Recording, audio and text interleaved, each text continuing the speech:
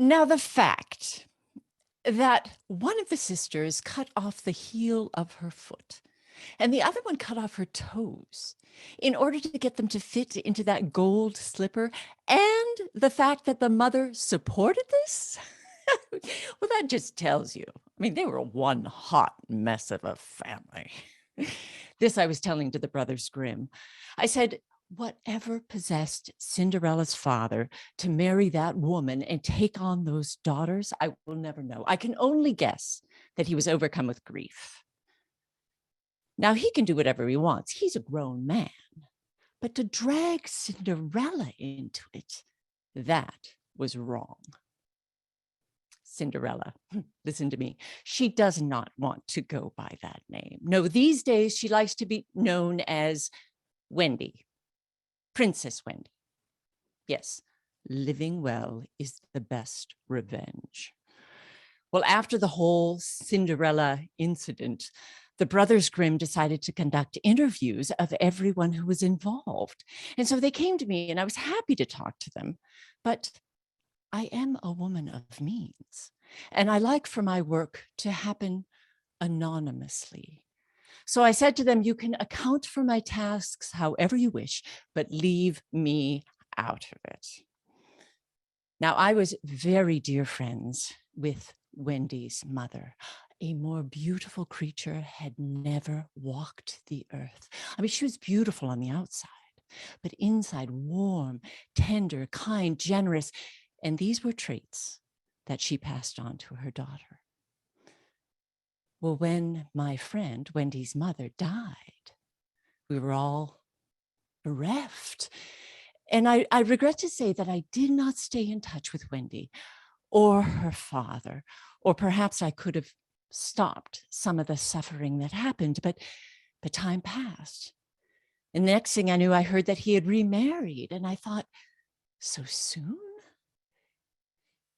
Well, it was some time before I met this new wife at the market. I had heard she had 2 daughters, but at the market, she was by herself.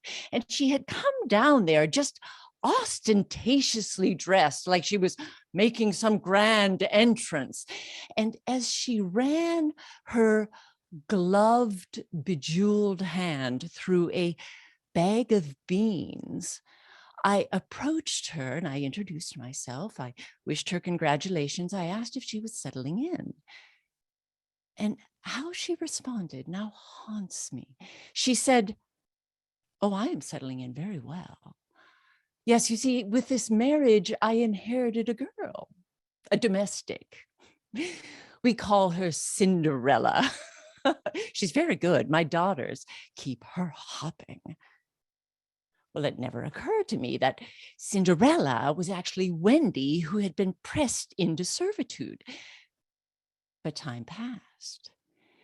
And I didn't meet the daughters for a very long time, but I started hearing about them. I heard that though they were fair on the outside, that inside they were cruel and coarse. Well, spring rolled around, and this announcement came from the palace that the king and queen had decided that the prince had to marry. Now, since he wasn't dating anyone, they decided that they would hold 3 balls on 3 consecutive nights. And all the eligible women throughout the land would be invited to come. They could have a little meal at the palace, maybe a dance with the prince. And at the end of that 3rd ball, he would choose his bride. Well, now the queen and I, we are besties. So I know the prince. And, you know, he's a handsome lad, nice physique, excellent dancer. But he's also a thinker. And he was the one that proposed that these balls be masquerade. He said, I do not want to be bedazzled by a woman's beauty before I hear what she has to say. See? Thoughtful. Well, in the months leading up to the balls, the whole kingdom was a twitter with all the eligible women getting ready. And it was the day before the first ball that I ran into the wife, that woman, with her 2 daughters at the market. And the wife, she said to me, you know, the prince is going to marry one of my daughters. It's not a question of if, But which one?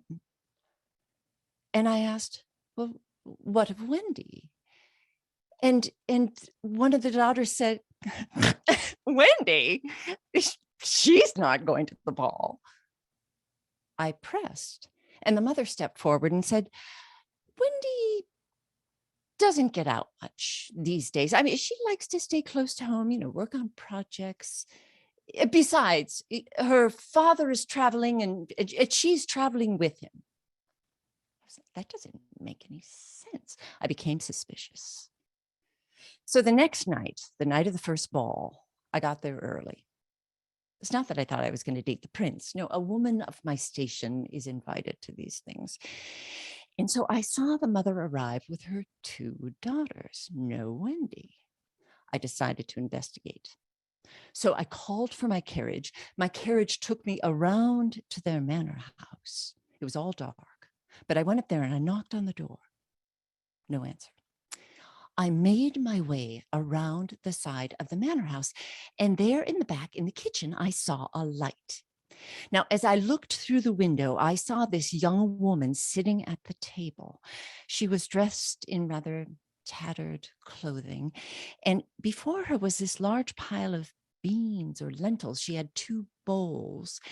Now, I thought that this was Cinderella, the domestic, but I tapped on the glass. She looked up. She recognized me. She ran over. She opened the door. And it wasn't until I stepped into the light and I saw her face that I recognized that this was Wendy, that this was the daughter of my dear friend. I was shocked. All I could think of saying was, how come you're not going to the ball? She said, I'd love to go, but I have nothing to wear. Oh. Right there and then, I decided to take action. I said, I cannot get you to the ball tonight, but I can get you to the ball tomorrow night and the next night. And I began to think of my plan. And meanwhile, she sat down at the table and started fiddling with those lentils. And finally I said, what are you doing? And she said, one of my stepsisters said that I have to sort the good lentils from the bad lentils, and that I have to have this done before they get back from the ball, or what? Or it will be bad. Honestly, they are a horror. I said, Wendy, do not touch those lentils.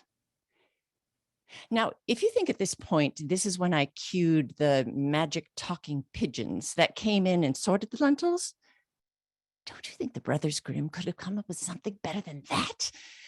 No, I sent to my own home for lentils. When they came, I swapped them out with Wendy's lentils, and then I said, I will be back tomorrow night. Now, the next 24 hours were a flurry for me because no, I couldn't just go shake a magic tree and dresses and jewelry would all fall. It doesn't work that way. No, I called on all my favors. I called the dressmaker, the shoemaker, the jeweler. I spared no expense. I even had my carriage trimmed in gold and little feather headdresses made for the horses. Then I could not wait until the next night. We waited until the mother and the 2 daughters departed. And then my entourage and I, we descended on that manor house. We found Wendy sitting in the kitchen with this large pile of sweet peas. And I said to her, sister, it's showtime. Within an hour, she was spit and polished. She had on a silver tiara, silver mask, beautiful silver gown, these little silver slippers. She shone like the moon. And then I gave her a burlap sack, told her to put the dress and the jewelry in there at the end of the night. And then I saw her up to the carriage and I said to her, I'll take care of the sweet peas. And oh, hey, can you be home by midnight? Because that's when my coach driver and the footman, they knock off, labor laws. She said, I can. And so I waved and she was off. And the next morning, I heard she made such a splash. She was the mysterious princess who arrived, who just stole the eye of the prince, danced all night, and then just before midnight, she was gone. Well, that night, I could not wait. We waited, the mother and the daughters, they departed. My entourage and I, we swept in once again. We found Wendy in the kitchen again with this big pile of sweet peas, sorting them through. What is it with this mother and these daughters about sorting through legumes? Anyway, the theme for tonight was gold, the gold tiara, the gold mask, the golden gown, the golden slippers. Honestly, she glowed like the sun. And in the midst of getting ready, I did say to her, Wendy, do you like the prince? She said, oh, I do. He's very kind. And we talk about the most interesting things. Well, I saw her off in my carriage, be home by midnight. She said, got it. Things went a little sideways that night. Yes, the prince was there to see her. Yes, they danced all night, but all of a sudden she started to hear bong, bong, bong. It was midnight, totally lost track of time. She turned, she dashed from the ballroom, but my coach driver, the footman, they'd already departed. So she had to run home, all the way home in that dress. How she got home with no one seeing her, I have no idea. And along the way, she lost a shoe. But the prince, he found that shoe. Now that shoe was a golden slipper. And it was not a one size fits all golden slipper. No, that slipper only fit the perfect foot, Wendy's. And so the prince announced to the kingdom that he was going to go foot to foot until he found the foot that fit, and then he would marry that girl. Now that was going to take forever. So I sent a note to the queen with a little helpful hint that he should begin at the manor house. And in return, I was invited to go along. So I saw all of this. But there we are at the manor house. There's the queen, there's the prince. He's got the golden slipper. I'm there. He knocks on the door. The mother answers. She calls for her 2 daughters. Now, as the daughters are standing there, you can look at their feet and you can look at that slipper. And there's no way that those feet are going to go in that slipper. I mean, no more than a greased pig was going to fit through the eye of a needle. But the mother, she was not to be daunted. And she said to the prince, mind if I borrow that shoe? And he handed it over. The mother took the shoe, closed the door. A few minutes later, she opens the door. There is the elder daughter with her foot in the slipper. My heart sank. But the prince was looking at her face, trying to figure something that he recognized. Meanwhile, the rest of us are looking at that shoe and the blood that's beginning to seep from the heel. You know, that chop the heel off thing, you know? The prince said, this will not do. But the mother, I mean, wouldn't you know it? She tried this almost the same thing with her second daughter, though this time cutting off the toe. But you know, you see the blood in the shoe. Shame on you. The prince, he took that slipper. We all looked at each other. You know, I mean, you recognize crazy. The prince turned to leave, but I stepped up. I said, there is one more young woman in this house. Get Wendy. A few minutes later, there was Wendy at the door. Oh, she was dressed in tattered clothes. She had ash all around her eyes, almost like a mask. And the prince, he looked at her and he said, I do not need to try on this slipper. She's the one. And there you go. So there was the wedding. She became Princess Wendy. And it was some time after that that the two of us, we were talking. And she said to me, you know, all of this that's happened to me is because of your kindness. It's as if you were magic. It's as if you were my godmother, my fairy godmother. Fairy godmother. I like that. But this I will tell you, my friend, I acknowledge I was not there for Wendy at the start, but I can be there for others.